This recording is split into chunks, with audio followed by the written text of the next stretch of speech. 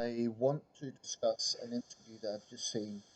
It actually closely relates to the previous video I made on the nature protest. Um, so the interview was on the network KTVU. I'm not very familiar with the network, but I guess some of my American friends, contacts, associates may be familiar with that. Um, so basically, in this interview, there was a lady, Yvette Felarca, who is the organizer behind the now notorious uh, UC Berkeley riots. And it turns out she's a middle school teacher, so she comes from an academic background.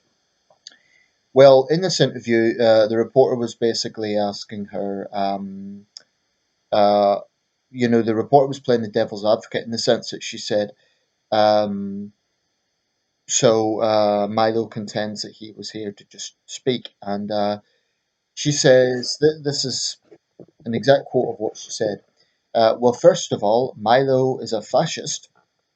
It's referring to Milo Yiannopoulos. And then she went on to say, this isn't about being a peaceful or non peaceful protest. This was a militant protest. I was there. There was about 1,000 people, and we were there to shut him down. And at this point, she had a big smirk and she looked like she was almost about to laugh. She was clearly very proud of the trouble that she had caused, or at least partly caused. Um, this was interesting because usually what happens when there's trouble at a demonstration, at least this is what happens in the UK, the protest organisers will distance themselves from the trouble. They will say, oh, but the majority of protesters were peaceful, they were a few opportunistic anarchists or whoever that got involved. And in many cases, that is true. But in this case, I think it was specifically intended to cause trouble. And she has absolutely validated that. She has absolutely proven that to be the case. So to those who that apparently there has been some people who are saying it was all some big right wing conspiracy to try and prop up Milo, like these people were all actors or something. But there you have it. That's a protest organizer directly saying herself the purpose was to cause trouble. Now, apparently, she has been involved in trouble before. There was a white nationalist rally in Sacramento not long before this, and she was filmed kind of punching this demonstrator on the stomach.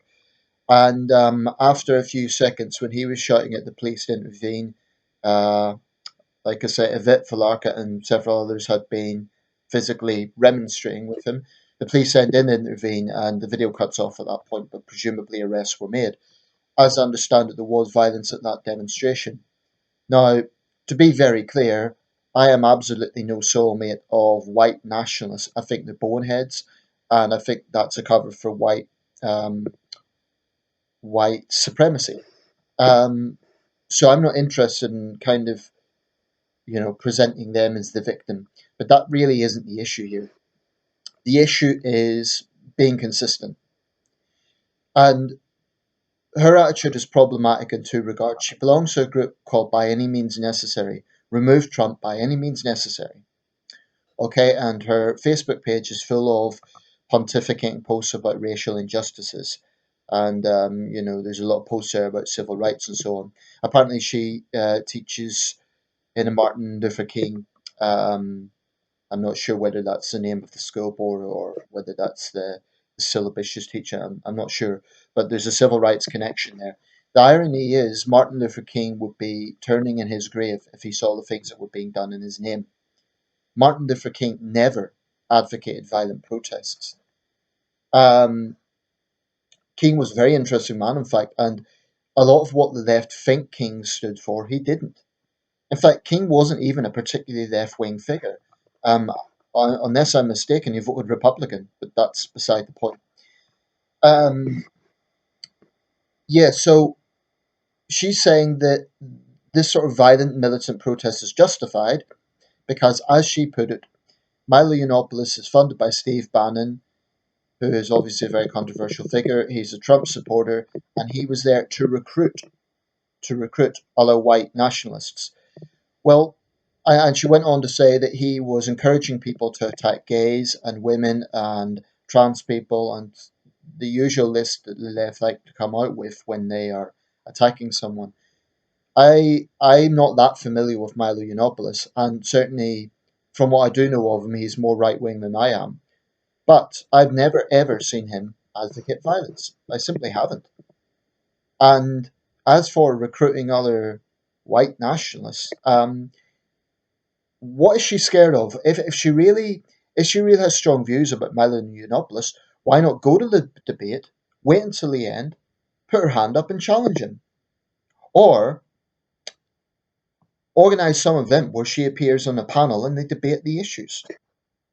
But to actually organise mob mentality, damaging property, which is, what's a property done to anyone? That's just stupid. It's always stupid to mindlessly damage property like political criminals. Um, as I understand it, she has been put on leave, which is good because there was pressure on her school board to drop her. There is a counter demonstration to get her reinstated. I take the view that someone who is advocating violence against political opponents, regardless of who those political opponents are, is in no position to be teaching children. She is an extremist. And like I said, this is nothing to do with any sort of sympathy with the far right, but which I am absolutely not. And I have to reiterate that point because, by criticizing Yvette Felarca, there may be some on the far right who are tempted to think I'm on their side. So I'll put it bluntly, I'm not on your side. I'm not sympathetic to your cause, but I am consistent. And by the way, if this was a bunch of right wingers trying to silence a left wing speaker, I would be saying exactly the same thing. So, for the sake of argument, if there was a gun regulation advocate and you had a bunch of NRA people coming to forcefully silence that person, I would be saying exactly the same thing. Freedom of expression has to be universal. Unless someone is specifically advocating violence, then I believe it's universal. And there is no evidence whatsoever that Milo Yiannopoulos has been advocating violence against the groups that she claims. She has also conveniently missed the point that as a gay man, he would be among the first people to be targeted in Islamist theocracies. And again, it comes down to this curious issue of the regressive left being useful idiots for the Islamist agenda. I'm not talking about all Muslims, but this is just so abundantly clear. And I think she's a total disgrace. And the fact that she is actually proud of it, it's not even like she tried to deny it. She is proud of this. She is proud of inciting mob rule. And as far as I'm concerned, that is the actions of a coward. If the only way you can debate someone you disagree with is by forcefully shutting them down, as she put it, that's cowardly. It's a bully pulpit. And I make the same logic across the board. So this woman is not in a position to be teaching children. And to those who don't like Milo Yiannopoulos, what I would say is, firstly, you're only going to give him more support. And secondly, the issue about white nationalism and that being a threat to minority people. I do understand the concern that they have, actually. I really do. But all these sort of stupid actions are going to do, it isn't going to stop them. It's actually going to make them look like the victims. And they're too stupid to see that. Those white nationalists would have got no attention had there not been that protest. They would have just, got into the mics and shouted out provocative things, and that would have been it. There would have been a few dozen of them, and no one would have paid any notice. Certainly wouldn't have made news headlines. So what happens? The regressive left turn up, and then, as always, there's trouble. It's the same in the UK when anti-fascist so-called organisations turn up.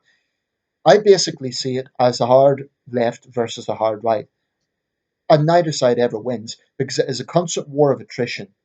One side turning up to provoke the other side. Though I have to say, in recent months, I've seen a lot more of examples of the left trying to shut down free expression. I've seen it many times in the UK, not directly, but I've seen examples of right wing speakers at universities, particularly the Oxford Union, and a bunch of left wing intolerant fools trying to shut that debate down.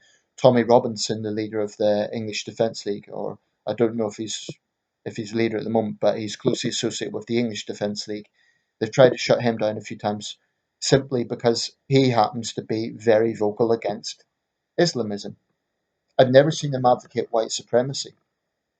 I don't entirely agree with the EDL, but that's another matter. You have to be consistent. And this woman, Yvette Felarca, she's just one example. There's many others out there. But her argument is we have to do this to protect ourselves. If Milo Yiannopoulos or these neo Nazis are actually advocating violence, they should be arrested. But from what I could see, she is the only one advocating violence. So she's a card. She is inciting mob rule to damage and destroy property, which is just stupid, whatever way you look at it. I mean, whatever your politics are, what the hell does that achieve? It's stupid. So I hope that she is arrested for inciting violence. I don't know about Californian law, but in the UK, there would definitely be some issues with that. Um, we also have freedom of expression, but that doesn't include the right to incite violence. So I hope she is arrested and questioned, and I hope she is struck off as a teacher. Someone who is in a position where they are influencing impressionable children should not be allowed to be in that position when she has the extreme politics that she has.